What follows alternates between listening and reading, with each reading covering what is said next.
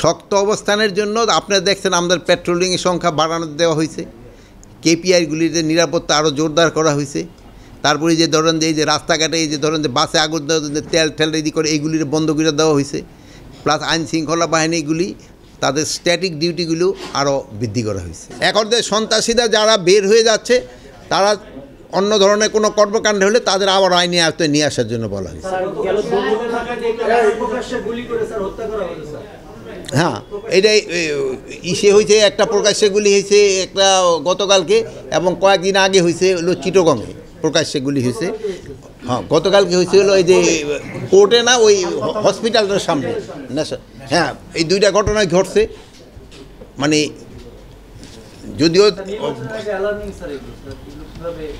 নির্বাচন এই ঘটনাগুলি যেহেতু দুইটা সন্ত্রাসী দলের ভিতরে হয়েছে, তো বাট এটা মোটামুটি আমরা ইসেরটা তো চিটাগাংটা মনে তো আইনের আওতায় নিয়ে আসা হয়েছে, কয়েকজন অ্যারেস্ট করা হয়েছে।